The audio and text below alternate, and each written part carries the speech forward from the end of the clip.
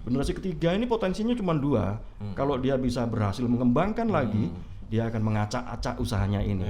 Nah, kira-kira strategi apa yang akan Anda siapkan supaya tidak dimasukkan dalam kelompok generasi yang ngacak-acak ini tadi? Kan umum kan, kayak misalnya kerupuk udang itu kan umum gitu loh. Kerupuk abang hijau itu kan juga umum. Enggak, tapi kerupuk abang hijau bukan nama generik, bro.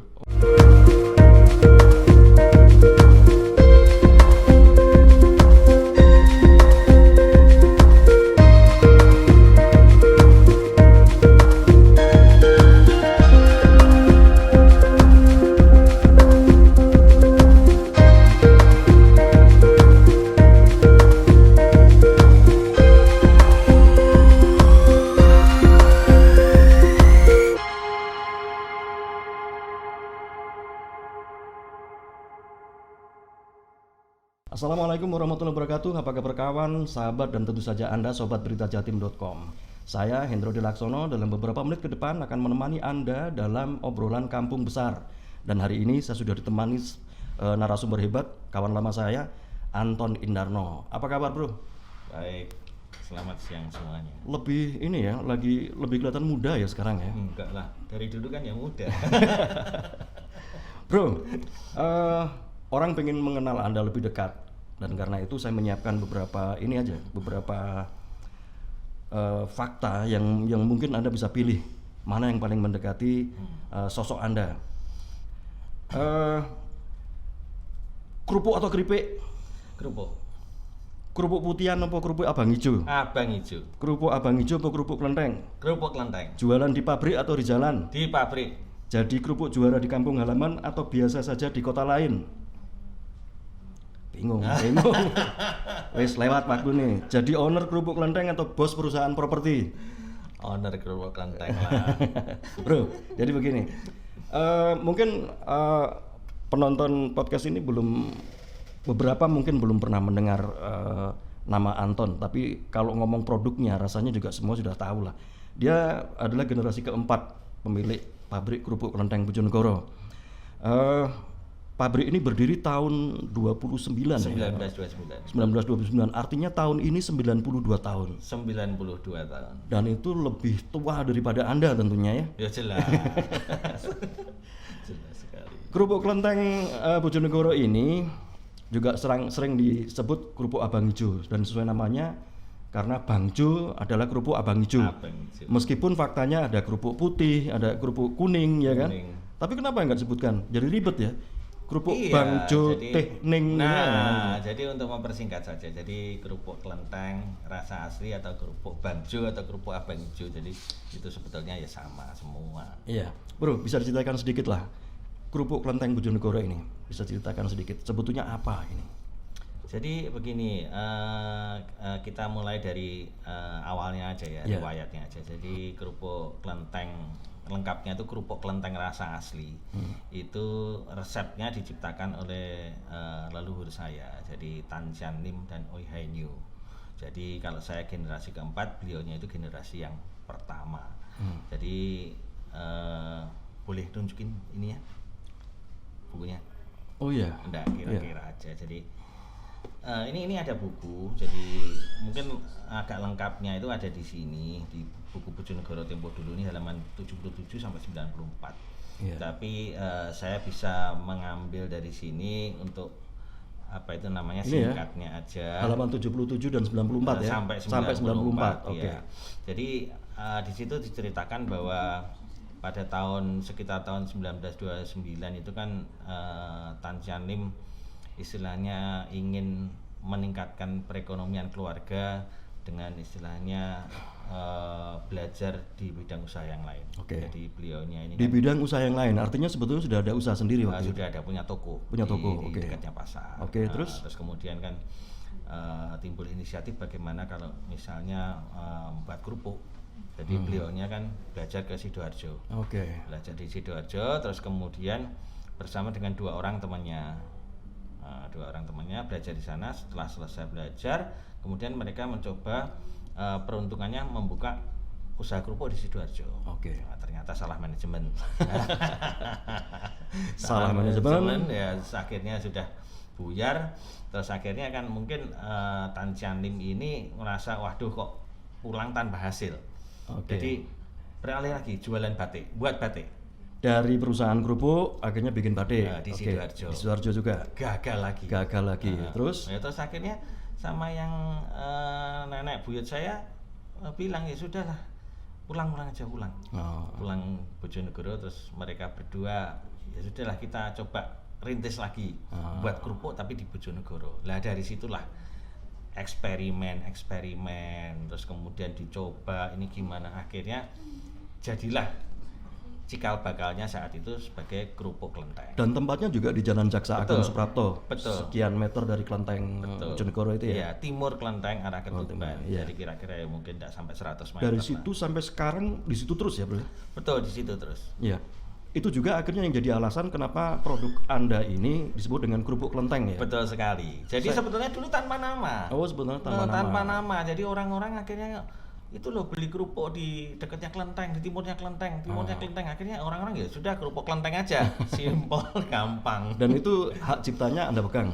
Betul sekali. Jadi semenjak kira-kira tahun 2014, 2015 kan manajemen itu lebih banyak saya pegang. Jadi dari situ saya istilahnya inventarisasi ini permasalahan apa, langkah-langkah apa yang perlu diambil, yang istilahnya belum dilakukan oleh ayah saya, almarhum ayah saya. Jadi langkah-langkahnya itu mematenkan, membuat desain kemasan yang lebih bagus. Kalau dulu kan kita tanpa merek. Ya, orang dulu kan bisnisnya nggak kepikiran kayak gitu. Betul sekali. Orang kalau dulu bisnis sama gitu kan nggak ada yang menggugat gitu, kan nggak ada. Betul sekali. Yang penting seduluran gitu kan. Nah, kalau yang Anda dengar dulu kakek moyangnya Anda ini ketika dia memanage pabrik kerupuk ini kayak apa sih? Ya betul-betul murni tradisional gitu ya? Ya, termasuk tradisional. Proses produksinya gitu. Betul. Makanya sekarang orang-orang itu jadi kepengin tahu dan penasaran sekali. Kerupuk Klenteng ini apa? Bedanya apa dengan kerupuk Klenteng yang lain? Jadi kami mencoba mendefinisikan bahwa kerupuk Klenteng itu adalah kerupuk legendaris khas Bojonegoro. Yang resepnya diciptakan oleh Tan Cian Lim dan Oh Hai Nio pada tahun 1929.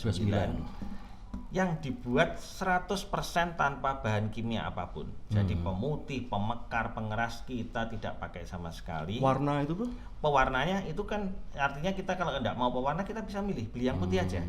Jadi pewarna hanya untuk mempercantik saja. Nah, terus kemudian memiliki rasa yang unik, gurih alami. Itu yang nggak dimiliki oleh kerupuk-kerupuk. Saya waktu itu membaca deskripsinya sekilas. Jadi kenapa dikasih nama kerupuk Klenteng itu karena memang letaknya dekat dengan Klenteng.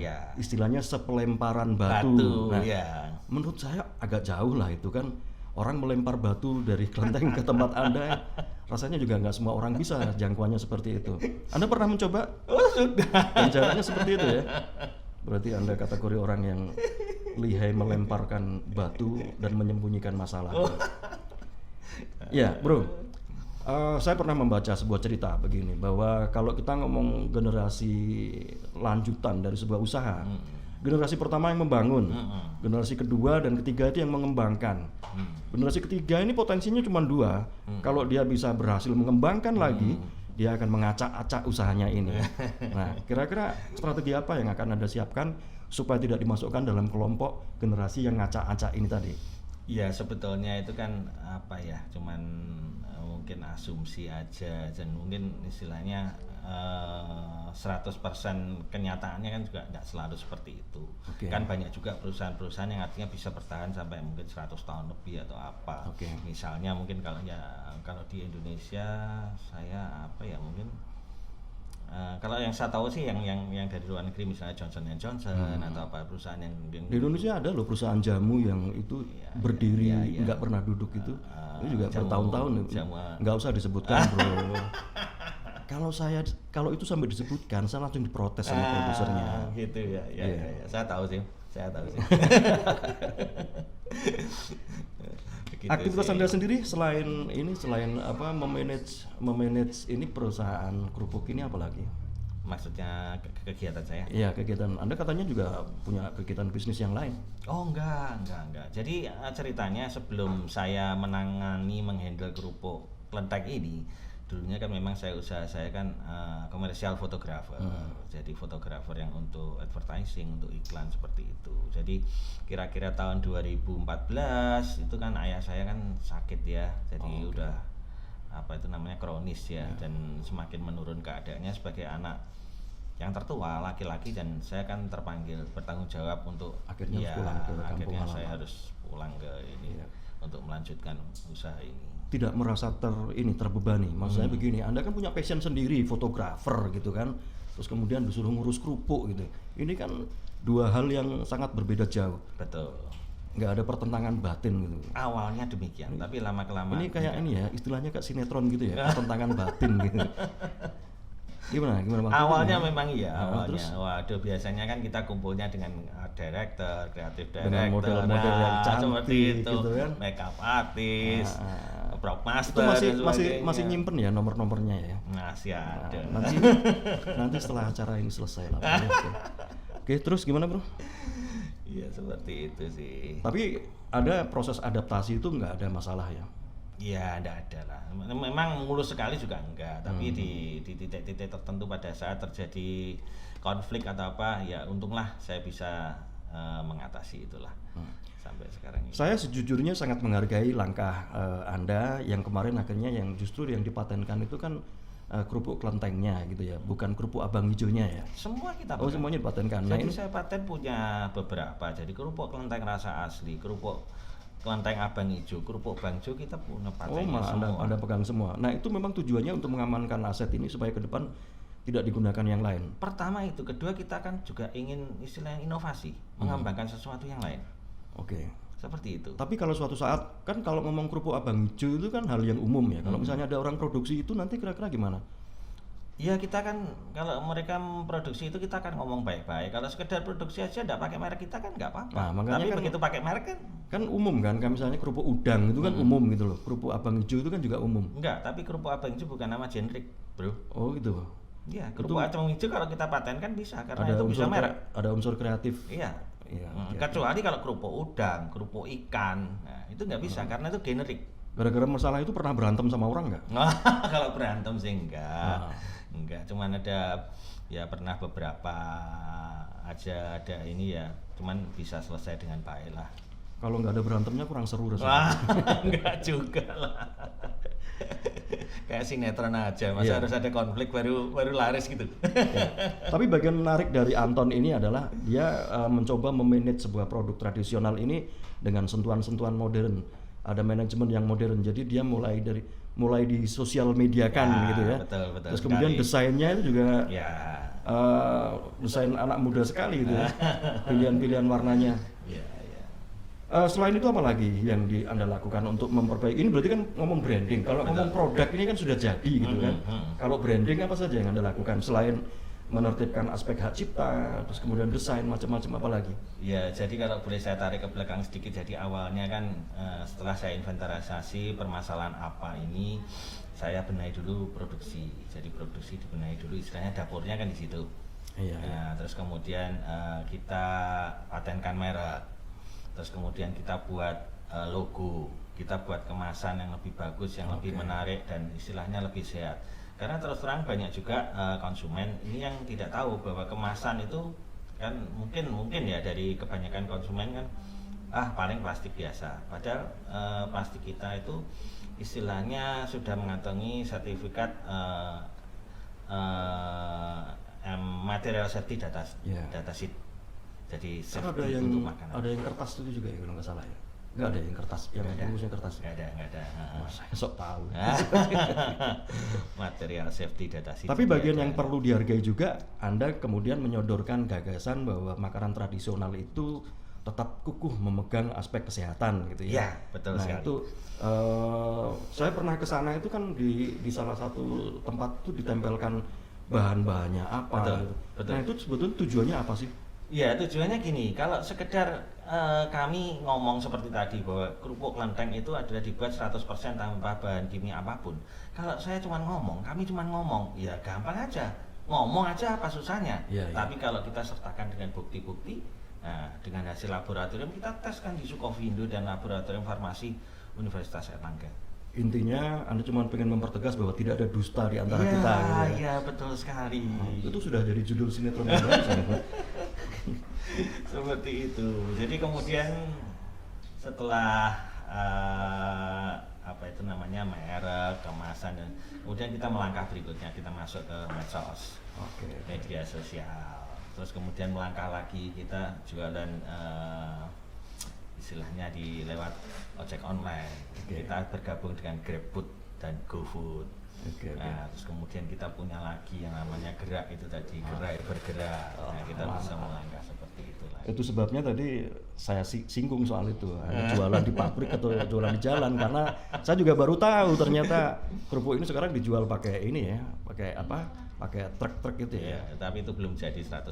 Itu kalau Anda lihat kan brandingnya belum ada.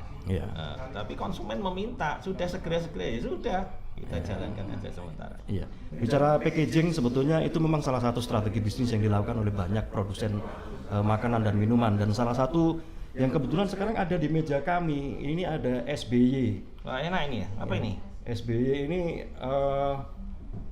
minuman segar yang bisa Anda gunakan, yang bisa Anda nikmati di kala senggang.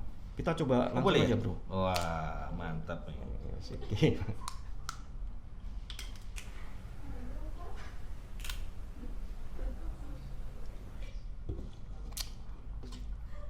Wih, mantap, seger. Seger mantap banget itu. nih. Mantap. Sip. Awakmu apian, Bro. Ya, kembali ke tema pembicaraan kita. Kerupuk Anda saat ini sudah menjadi produk kuliner andalan Bojonegoro. Bahkan di beberapa kesempatan saya mendengar orang datang ke Bojonegoro, oleh-olehnya salah satunya bawa kerupuk ini. Sebetulnya agak ini juga ya, agak tidak lazim. Maksudnya begini, orang kalau pulang dari sebuah tempat, pulang itu bawa keripik tempe, bawa keripik nangka gitu kan. Ini bawanya kerupuk bangjo, dan ternyata juga dicari. Saya lihat Anda juga aktif menjual di marketplace di internet. Di mana aja, di shop? Kalau yang di marketplace kita baru masuk di Tokopedia. Oh, di Tokopedia. Baru di Tokopedia. Responnya kayak apa sekarang? Responnya sebetulnya juga ada, tapi kendalanya kan di ongkir. Nah, itu ya. Saya kemarin kan juga membayangkan gitu. Betul. Ini produk ini orang beli satu itu ongkirnya jadi lebih mahal. Iya, karena mereka kan ya, kita tidak menyalahkan ya, karena marketplace kan ya mereka dikerjakan secara profesional. Tuntutannya mereka adalah pengiriman harus bisa memiliki fasilitas tracking. Ya. Nah, kalau pengiriman yang tradisional yang dimurah kan mereka nggak punya fasilitas, nggak bisa diterima sama marketplace. Tapi dengan penjualan offline yang Anda lakukan di pabrik maupun di jalan, sebetulnya kan sudah sangat sudah sangat signifikan sebetulnya pada sisi ya bisnis. lumayan. Kok lumayan istilahnya itu? Iya, karena sebetulnya cita-cita saya pengen kerupuk kelenteng ini bisa ada di tempat-tempat yang jauh. Misalnya di Pulau Komodo, di Bali, mungkin di Papua sana, Raja Ampat. Itu cita-cita saya. Mungkin di Danau Toba, seperti itu. Kalau orang Bojonegoro soal itu selesai ya, Bro. Maksudnya begini, orang Bojonegoro itu kan makan itu kalau nggak ada kerupuknya juga nggak lengkap. Seperti habis makan kerupuk, makan tanpa kerupuk itu seperti diantemi mantan gitu ya, katanya kan begitu. Jadi beberapa catatan yang saya tangkap itu, kalau saya baca komentar-komentar itu begini, kerupuk itu jadi pelengkap makan rujak, makan penyetan, macam-macam gitu ya. Nah, dan yang bagian yang menariknya itu bagaimana Anda mempertahankan cita rasa itu dari waktu ke waktu relatif selalu sama. Ini kan saya pikir butuh perjuangan. Tapi bicara tentang distribusi, Bro, sejauh ini distribusinya sudah kemana aja sebetulnya? Nah, kalau distribusinya kan kita secara aktif menjual itu kan belum. Artinya ya sekarang ini memang ada yang istilahnya seperti yang digerak itu kan kita memang secara aktif ya. Tapi kan belum, istilahnya skalanya kan belum besar. Jadi lebih banyak ke istilahnya word of mouth, dan mereka beli, mereka dibawa kemana gitu loh. Orang datang langsung ke pabrik selama ini kan seperti itu. Mereka beli dan dibawa kemana. Nah, kalau seperti itu ya sudah kemana-mana. Dari ke Australia, ke Singapura, ke Malaysia, kalau Amerika kemana ya? San Francisco atau mana? Sampai ke Amerika? Ya. Itu pengirimannya gimana? Mereka bawa sendiri. Bawa sendiri. Ya. Artinya mereka membeli di Bojonegoro, kemudian dibawa ke Amerika. Ini orang Bojonegoro juga. Oh, orang Bojonegoro juga. Makanya terakhir saya dengar itu ada yang anaknya seorang ibu itu jadi kerja di kantor kedutaan besar Indonesia di Roma, Italia. Itu juga gitu. Jadi kopernya sebagian diisi kerupuk kelenteng. Artinya Anda mencoba mengatakan, wahai masyarakat Bojonegoro bersatulah. Mari kita nikmati kerupuk ini rame-rame gitu kan. Seperti itu. Ya, pembicaraan ini akan kita lanjutkan di sesi berikutnya, Bro. Jadi penonton podcast ini tetap saja mengikuti pembicaraan ini di sesi berikutnya. Makin seru dan Anton akan bicara makin banyak tentang strategi bisnis yang mau diterapkan. Kita ketemu lagi nanti, Anton. Terima kasih sekali.